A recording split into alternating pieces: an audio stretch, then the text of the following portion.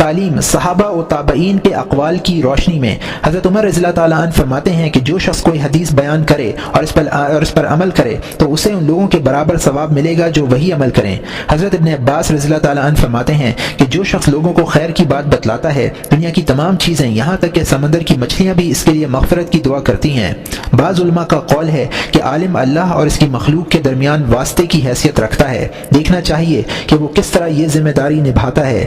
بیان کیا جاتا ہے کہ حضرت سفیان ثوری رحمۃ اللہ علیہ ایک مرتبہ اسقلان تشریف لے گئے اور کچھ روز وہاں مقیم رہے۔ ان سے کسی نے کچھ نہ پوچھا۔ ایک دن آپ نے فرمایا، میرے لیے کرائے کی سواری لے کر آؤ تاکہ میں شہر سے نکل جاؤں، کیونکہ مجھے ایسا لگتا ہے کہ یہ شہر علم کا مدفن بنے گا۔ ایسا انہوں نے اس لیے کیا کہ وہ تعلیم کی اہمیت جانتے تھے، ان کی خواہش تھی کہ شجر علم پھلتا پھولتا رہے۔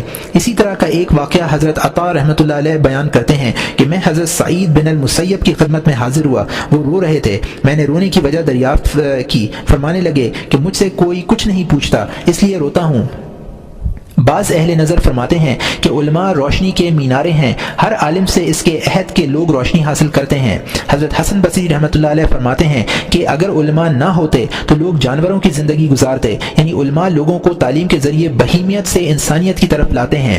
اکرمہ رحمۃ اللہ علیہ فرماتے ہیں کہ علم کی ایک قیمت ہے۔ لوگوں نے پوچھا وہ قیمت کیا ہے؟ فرمایا علم کی قیمت یہ ہے کہ اسے کسی ایسے شخص کو سکھلائے جو اس کی حفاظت کر سکے۔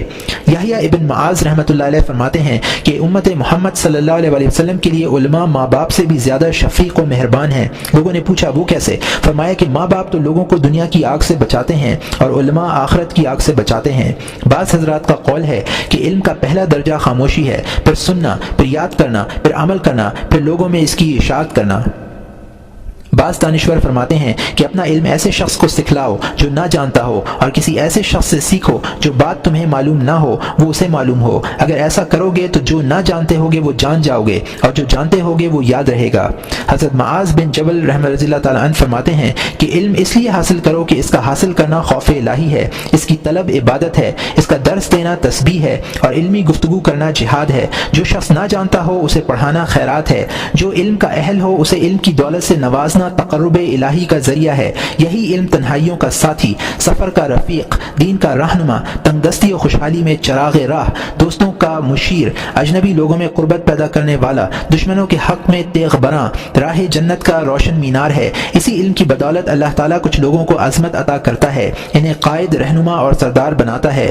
لوگ اس کی اتباع کرتے ہیں، اس کے نقش قدم پر چلتے ہیں، ان کے عمل کو دلیل بناتے ہیں۔ فرشتے ان کی دوستی اور رفاقت کی خواہش کرتے ہیں، اپنے بازو ان کے جسموں سے مس کرتے ہیں۔ بحر و بر کی تمام مخلوق، یہاں تک کہ سمندر کی مچھلیاں اور کیڑے اور خشکی کے درندے اور چوپائے، آسمان کے چاند، سورج اور ستارے، سب ان کے لیے مغفرت کی دعا کرتے ہیں، اس لیے کہ علم دل کی زندگی ہے، علم نور ہے، اس سے تاریکیاں دور ہو جاتی ہیں، علم سے بدن کو قوت ملتی ہے، ضعف دور ہوتا ہے۔ علم کی بدولت انسان نیک لوگوں کے بلند درجات حاصل کرنے میں کامیاب ہو جاتا ہے۔ وہ علمی امور میں غور و فکر کرنا روزہ رکھنے کے برابر ہے، علم کی تدریس میں مشغول رہنا شب بیداری کے برابر ہے۔ علم ہی سے اللہ کی اطاعت، عبادت اور تسبیح و تحمید کا حق ادا ہوتا ہے، اسی سے تقوی حاصل ہوتا ہے، صلہ رحمی کی توفیق ہوتی ہے، حلال و حرام میں تمیز کا شعور پیدا ہوتا ہے۔ یہ علم امام ہے، عمل اس کا تابع ہے۔ خوش قسمت لوگوں کے دل ہی علم کی آماجگاہ بن سکتے ہیں، بدقسمت لوگ اس سے محروم رہتے ہیں۔ ہم اللہ سے حسن توفیق کے خواہاں ہیں۔